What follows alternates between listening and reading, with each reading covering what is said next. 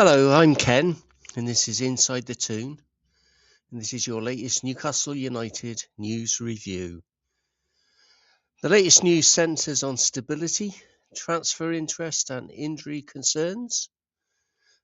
PFI have finally denied rumours of a potential sale, reinforcing their long-term commitment to the club's project.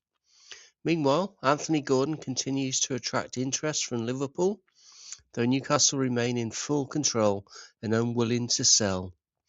On the pitch, Sven Botman's facial fracture and subsequent surgery represents a fresh defensive setback, adding pressure to an already stretched squad during a crucial period.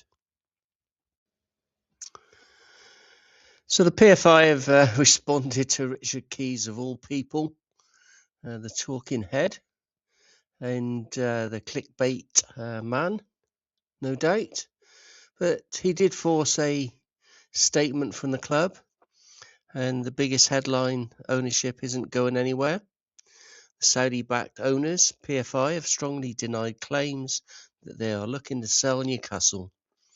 Rumours came after the Derby defeat and talk of a potential 500 million to a billion valuation. Internally, the club remain fully committed to the long-term project. No immediate plans to change manager, and a review expected in the summer, not now. So the big takeaway: no panic, no fire sale. In the transfer rumour mill, obviously will continue now, as we're only a couple of days into this very long break before we play Palace next. And this one's bubbling. Anthony Gordon. Anthony Gordon is a target for Liverpool, but the deal depends on Liverpool selling players first, apparently, like Cody Gakpo. Newcastle's stance is clear: not for sale, no bids yet, and no release clause. The Toon hold all the power. So the big takeaway is there is real interest, but Newcastle are in control.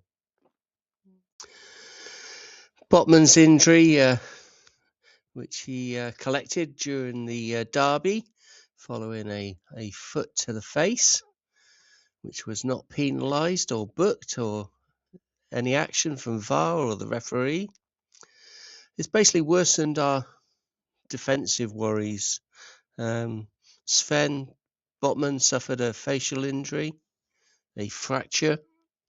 He's undergone surgery successfully, apparently, and is expected to return before the end of the season, but short-term absence is a hit. Shah might be coming back for the Palace match, having been out for well over 3 months now, following his ankle injury. So our defensive issues and our woes continued, and the squad depth, as usual, is being seriously tested again.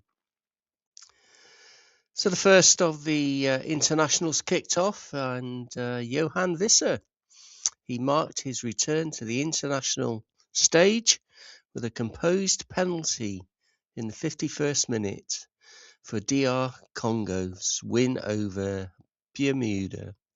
Coming on in the second half, he made an instant impact, showing confidence and sharpness. The goal served as a timely boost ahead of the World Cup playoffs, reinforcing his value internationally despite limited club minutes. Vissa's calm finish highlighted a player ready to contribute when called upon. So why does it matter? We need a functioning Wissa after what we paid in the summer, and he was out for a long time with an injury, and then when he's come back, he just hasn't looked the part at the moment.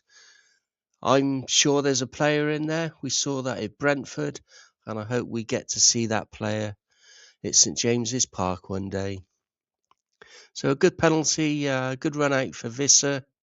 He slotted home a penalty early in the second half, doubling Congo's lead after they scored just before the break.